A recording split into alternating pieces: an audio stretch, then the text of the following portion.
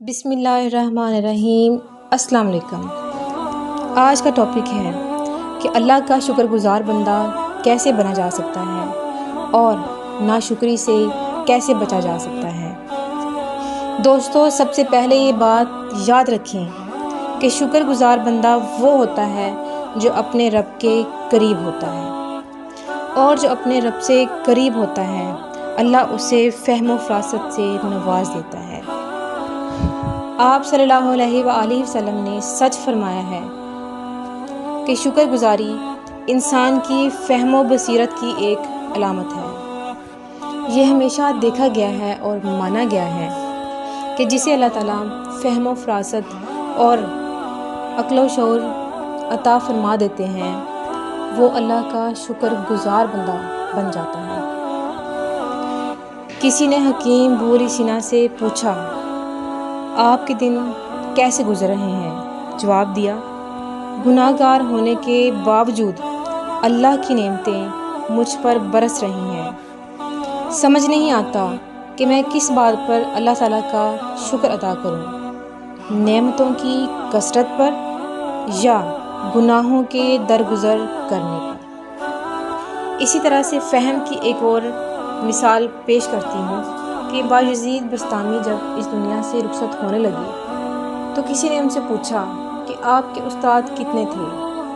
تو آپ کہتے ہیں کہ مجھے وہ واقعہ یاد آتا ہے جب میں رات کے پچھلے پہر ایک بستی میں پہنچا اور بستی میں مجھے راستہ بتانے والا کوئی نہ تھا، تو میں نے گلیوں میں کہیں روشنی دیکھی۔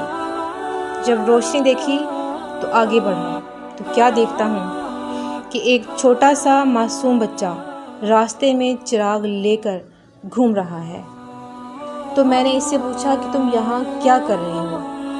تو اس نے جواب دیا کہ کوئی مسافر آئے تو میں اس کو راستہ بتانے والا ہوں اور اسی گاؤں میں رہتا ہوں۔ پھر میں نے اس سے ایک سوال پوچھا کہ یہ بتاؤ کہ یہ روشنی جو چراغ تم ہاتھ میں لیے آئے ہو، اس کے اندر جو روشنی ہے وہ کہاں سے آتی ہے؟ تو اس بچے نے کیا کیا کہ اس نے پھونک ماری، روشنی ختم ہوئی۔ تو کہتا ہے، اب یہ بتائیں کہ یہ کہاں چلی گئی؟ تو میں اس بچے کو اپنا استاد مانتا ہوں جس نے مجھے لاجواب کر دیا، جو مجھے اتنا بڑا پیغام دے گیا۔ جی ہاں دوستو، ذرا غور کریں کہ ہمیں اپنی زندگی میں روز کتنے استاد ملتے ہیں، کتنے پیغام ملتے ہیں، کتنے سکھانے والے ہماری زندگی میں آئے، لمحہ بلمحہ ہم نے سیکھا، لیکن سوال یہ ہے کہ ہم نے اس سیکھنے پر احساس کتنا کیا اور اس پہ ہم نے شکر ادا کتنا کیا۔ ہم اپنے ارد گرد جھانک کر دیکھیں تو خبر ہوتی ہے کہ ہم پر اللہ تعالیٰ کا فضل کس قدر ہے۔ زندگی میں سکھانے والے دو طرح کے ہوتے ہیں، ایک وہ جو ہماری خواہش کے تحت سکھا دیتے ہیں اور ہمیں شعور کی دنیا میں لے جاتے ہیں، اور ایک وہ جو ہمارے مزاج کے برخلاف رد عمل کر کے ہمیں شعور کی دنیا میں لے کے جاتے ہیں، اور ہمیں بعد میں سمجھ آتی ہے کہ یہ لوگ نہ ہوتے تو کبھی ہم آگے نہ بڑھ پاتے، کبھی کسی نے نکما کہہ کر رد نہ کیا ہوتا تو آج میں کسی پوسٹ پہ نہ ہوتا۔ ہمیں سنوارنے اور شعور دینے میں ایسے رویے بھی کبھی کبھی بہت کام آتے ہیں جو رویے ہمیں ٹھوکروں کے حوالے کر دیتے ہیں۔ کہتے ہیں کہ منفی رویے ٹکرا کے ہمیں مثبت بنا دیتے ہیں، منفی کو جب کاٹا جائے تو پلس بن جاتا ہے۔ تو جب منفی رویے ہمیں ملتے ہیں تو یہ بھی ہمیں مثبت دنیا میں لے جانے کا وسیلہ بنتے ہیں۔ اس پر بھی شکر ادا کرنا چاہیے کیونکہ یہ وسیلہ بھی اللہ کا ایک فضل تھا۔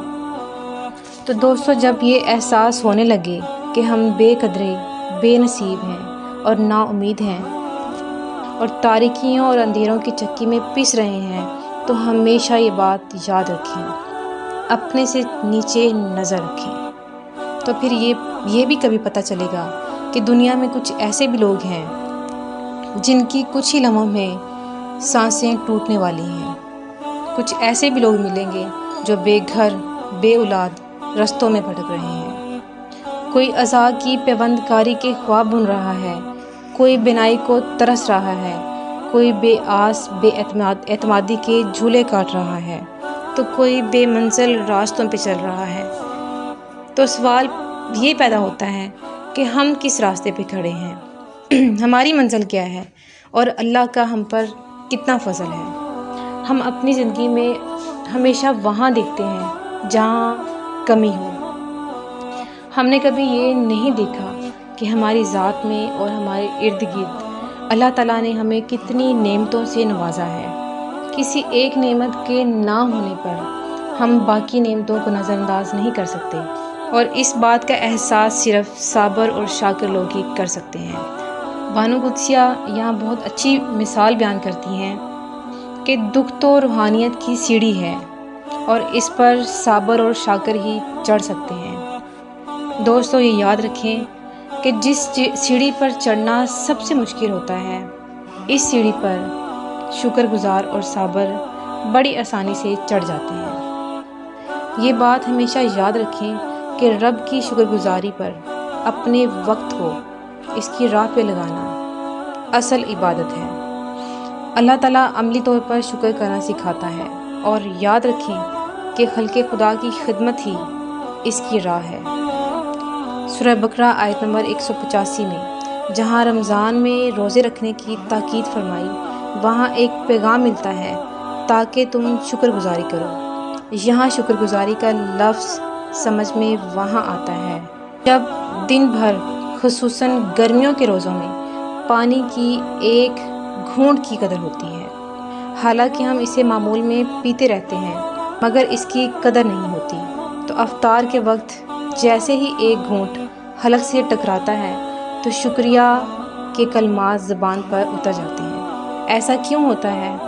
یہ اس لیے ہوتا ہے کیونکہ اس کی قدر ہو جاتی ہے۔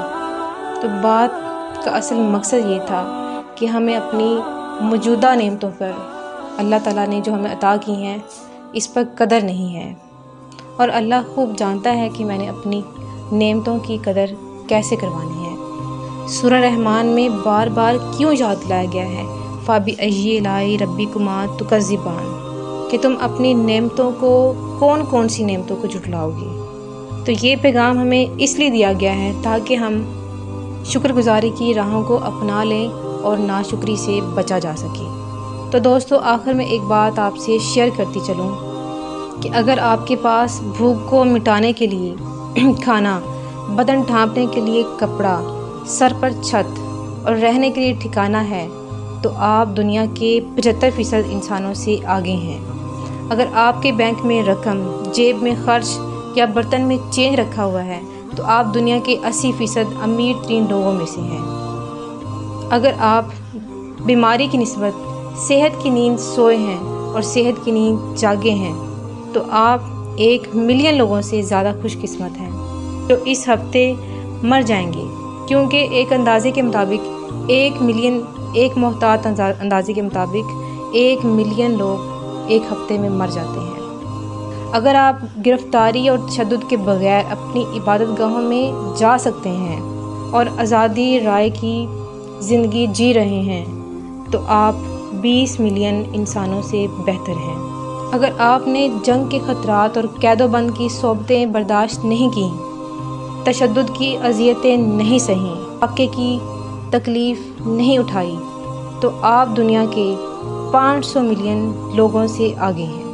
اگر آپ کے والدین بھی زندہ ہیں اور آپ صاحب اولاد ہیں اور آپ کے ساتھ ایک معاشرہ چل رہا ہے جن کی ضرورتوں کا آپ خیال رکھتے ہیں، اور اگر آپ کا دل غنی ہے، دوسروں کے لیے بے لوث ہے، اطمینان قلب میسر ہے، دل میں یہ یقین ہے کہ ہم اللہ کی رضا کے لیے جی رہے ہیں، تو یقین مانیں کہ آپ اس دنیا کے سب سے زیادہ خوش قسمت انسان ہیں۔